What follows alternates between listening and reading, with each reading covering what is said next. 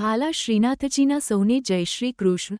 આપનું સ્વાગત છે અમારી ચેનલ પુષ્ટિવચન પર.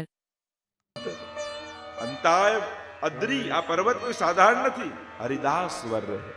ભાગવતજીમાં હરિદાસ ઘણા છે, પણ હરિદાસ વર્ય ગિરિરાજજી છે. હરિના દાસોમાં જે શ્રેષ્ઠ હોય, જેમ મર્યાદા ભક્તિમાં શિરમોર હનુમાનજીને માનવામાં આવે, એમ પુષ્ટિ ભક્તિમાં શિરમોર ગિરિરાજજીને માનવામાં આવે. આ ગિરિરાજ બાબા, એની કૃપા થાય તો નિત્ય લીલામાં જીવનો પ્રવેશ થાય.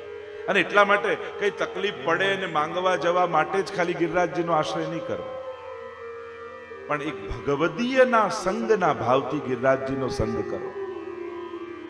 એમ કોઈ સંસારમાં કોઈ ભગવદી ન દેખાતું હોય તો ગિરિરાજજીને પરમ ભગવદીય માની એમનો સંગ કરવા જાય. એમની નિકટમાં બેસીને ભાગવતજીના પાઠ કરો, પુરુષોત્તમ સહસ્ત્રનામનો પાઠ કરો, કીર્તનના ગાન કરો. કેવલ દૂધ ચડાવવાથી જે પ્રસન્ન થાય એ જરૂરી નથી, પણ ભગવદ ગુણગાન કરવાથી વધારે પ્રસન્ન થાય છે. બને એટલું ભગવદ નામ ગિરિરાજજીની સન્મુખ લેશો ને તો એ અતિ પ્રસન્ન થશે. પરિક્રમા કરતા કરતા પણ ભગવદ નામ લેતા લેતા જે પરિક્રમા કરે એના પર ગિરિરાજજી વિશેષ કૃપા કરે છે. નક્કી કરો કે ગિરિરાજજીની તરેટીમાં પરિક્રમા કરું છું ત્યાં સુધી હું ભગવદ નામ સિવાય બીજું કંઈ નહીં બોલું. એવો નિર્ધાર કરી ગિરિરાજજીની અદબ જાળવી પરિક્રમા કરી. પરિક્રમા કરવામાં ઘણીવાર આપણે ગિરિરાજજીનું અદબ નથી જાળવતા કે કોની પરિક્રમા આપણે કરી રહ્યા છે, આ શું સ્વરૂપ છે, કોના તરેટીમાં કોના સાનિધ્યમાં આપણે છે.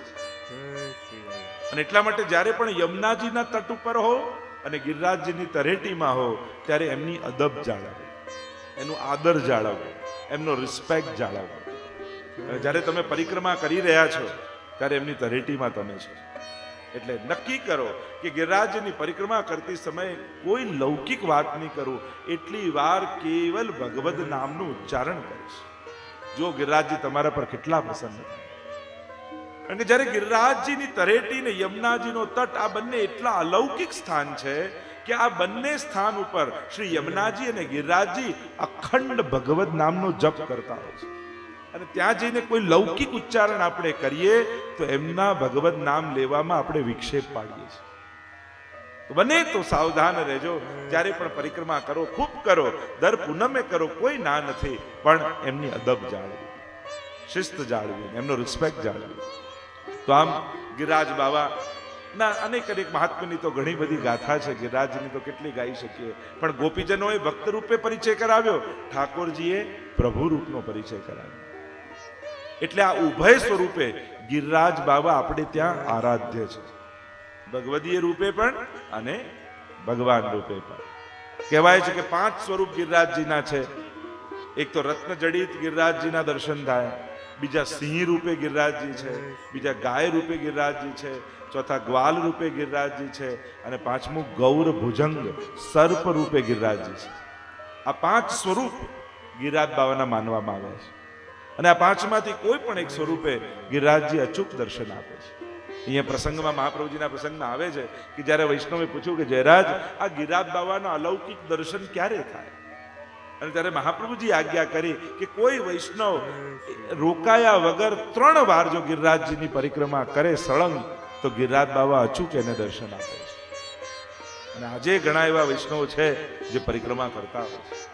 ઘણા તો એવા વયોવૃદ્ધ તમે જુઓ તો તમને માનવામાં ના આવે કે આ ક્યાંથી ગિરિરાજજીની પરિક્રમા કરતા હશે, પણ નિત્ય આખી ગિરિરાજજીની પરિક્રમા 365 દિવસ કરે. એવા એવા ભગવદીઓનો વ્રજમાં વાસ છે. ઘણા એવા ભગવદીઓને હું પણ જાણું છું કે કેવો એમનો ભાવ છે. એ વ્રજવાસ કરે છે તો કેવા અલૌકિક ભાવથી વ્રજમાં રહે છે. તો આવી ગિરિરાજજીની મહત્તા છે. તો 5 સ્વરૂપે ગિરિરાજ બાબાના દર્શન આપણે સ્વરૂપ માનવામાં આવ્યા છે. તો આ ગિરિરાજ બાબાને વંદન કરીએ કે ગિરિરાજ બાબાની કૃપા સદાય આપણા ઉપર રહે, તો આપણા હૃદયમાં ભગવદ ભાવ જ્વલંત રહે.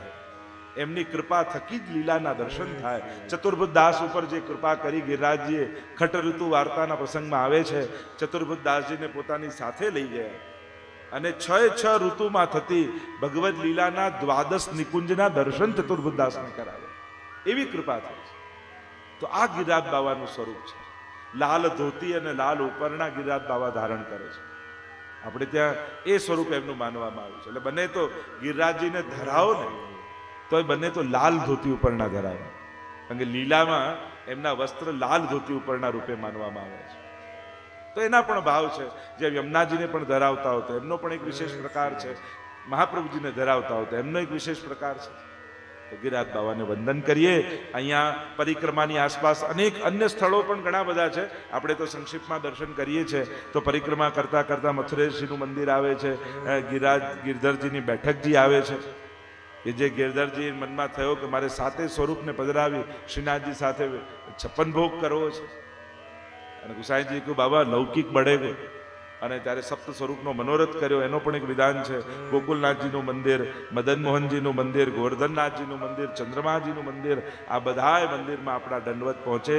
બધા સ્વરૂપોને આપણે વંદન કરીએ અને હવે આપણી પરિક્રમા આગળ ચાલી અને રુદ્રકુંડ તરફ આપણે જઈ રહ્યા છીએ. વ્રજયાત્રા જ્યારે રોકાય ત્યારે પરિક્રમાની સાથે સાથે જેટલા આસપાસના ગિરિરાજજીની આસપાસ જેટલા કુંડો, સ્થળો, દર્શનીય સ્થાનો હોય એ બધે જ જવામાં આવતું હોય છે. તો આ રુદ્રકુંડ સામે છે, તમે જોશો ને તો અમુકારુથી આગળ જાઓ અને ત્યાં બિલચો કુંડ, રુદ્રકુંડ, આ બધા કુંડ આવે છે. આ રુદ્રકુંડ કયો કુંડ છે? કે જ્યારે ગોપીજનો રાસમાં પ્રભુ અંતર ધ્યાન થઈ ગયા અને અંતર ધ્યાન થયા ત્યારે ગોપીઓ ઉન્મત્ત થઈ, ચારે બાજુ ગોતવા લાગી કે પ્રભુ ક્યાં જતા રહ્યા? આવો મળેલો અલૌકિક લાભ અમારા હાથમાંથી સરી ગયો.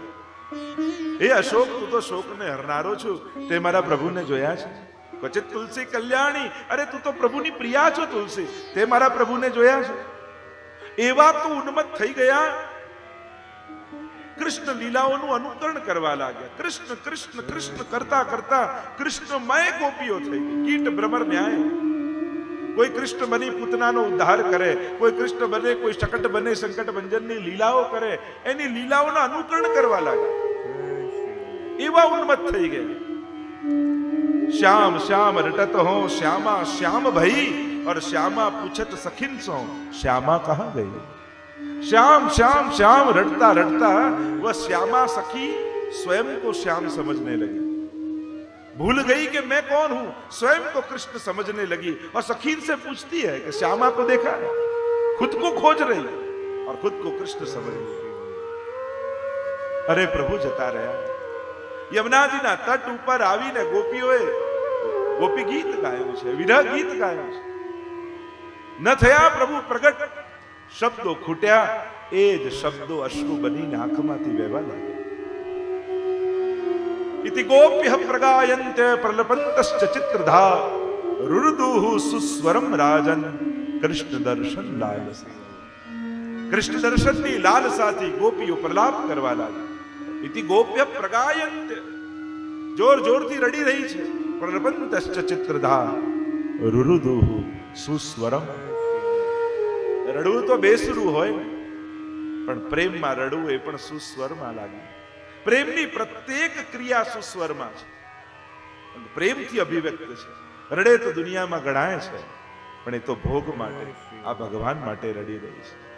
પ્રલાપ કરે છે ગોપીઓ, અને એ જે અશ્રુઓ પડે છે એનો આખો કુંડ ભરાયો, એ આ રુદ્રકુંડ છે, જ્યાં ગોપીઓ રડે છે. મારો શ્યામ મને જડતો નથી, आपको देखेंगी तो मन ही चला जाएगा, फिर मन में पाप ही कहां रहेगा. प्रभु रात्रि के समय हम आपको ढूंढ रही हैं, प्रकट हो जाइए. रड़ती जाए, प्रलाप करती जाए, प्रभु ने गोदती जाए. પૂર્ણિમાની રાત્રિ સાંભળ્યું હોય કે આજે પૂર્ણિમા છે અને આકાશમાં જઈને જુઓ ને ચંદ્રમા ન દેખાતો હોય, અંધકાર પથરાયો હોય, એમ પ્રભુ આપ વ્રજના ચંદ છો અને આપ વગર અમારું જીવન નકામું છે. અમે તો આપના માટે જીવીએ છીએ. તો એ ધૃતા સ્વત્વમ વિચિન્વતે, આપને કારણે જેણે પ્રાણોને ધારણ કર્યા છે એવા અમે આપને ગોતી રહ્યા છીએ. પ્રભુ પ્રગટ હો જાય. ગોપીઓ ગોતી રહી છે અને આંખમાંથી નીકળતા અશ્રુઓથી જે કુંડ ભરાયો એને રુદ્રકુંડ કહેવામાં આવે. કહેવાય કે જ્યારે એનું સ્નાન પાન આચમન કરો તો એ પાન કરવા માત્રથી ગોપીઓમાં જે આરતી હૃદયમાં હતી એ આરતીનો અનુભવ ભક્તને થઈ જાય. એવો આ રુદ્રકુંડ છે. એક એક કુંડ, એક એક લીલાઓ, એક એક વનો અને પ્રભુની અનંત લીલાઓથી જોડાયેલું આ બ્રજ મંડળ છે. એટલે ગોપીઓનો એ અહેસાસ, ગોપીઓનો એ ભાવ, ગોપીઓના એ આંસુ હજી પણ વ્રજમાં સુરક્ષિત છે. એમનું હાસ્ય સુરક્ષિત છે અને એમના આંસુ સુરક્ષિત છે. વ્રજ તો સંયોગ અને વિપ્રયોગ બંનેથી ભરાયેલું છે. બંને રસ હજી ત્યાં જીવંત છે. શૃંગાર રસના બંને પાસાઓ છે. શૃંગાર રસ દ્વિદલાત્મક છે અને એટલા માટે આ વિરહનું સ્થાન છે. તો આ રુદ્રકુંડમાં સ્નાન પાન આચમન કરવાથી ત્યાં એક આંબલીનું ઝાડ છે, એ ચતુર્ભુજ દાસજીનું દ્વાર છે. અષ્ટસખામાંના આપણા ચતુર્ભુજ દાસ. અને એટલા માટે દ્વાર અહીંયા, કારણ કે એમને પણ ગોવર્ધન વાસી સાવરે લાલ તુમ બિન રહ્યો ન જાય, જે વિયોગનો અનુભવ ચતુર્ભુજ દાસે કર્યો. આ રુદ્રકુંડમાં વંદન કરીએ, ચતુર્ભુજ દાસજીને ભગવત સ્મરણ કરીએ. ઠાકોરજી સખીના વેશમાં કુસુમ સરોવર કેમ આવ્યા અને કંસ વૃંદાવનમાંથી કેમ ભાગ્યો, તથા કંસ ભગવાનને મારવા વ્રજમાં કેમ ન આવી શક્યો, જાણો આ સુંદર વચનામૃત દ્વારા. મહાપ્રભુજીને વ્રજમાં રહેવું શા માટે પ્રિય છે અને મહાપ્રભુજીનું સૌપ્રથમ ચિત્ર કોણે બનાવ્યું, તથા પુષ્ટિમાર્ગ કેવો માર્ગ છે, જાણો આ સુંદર વચનામૃત દ્વારા.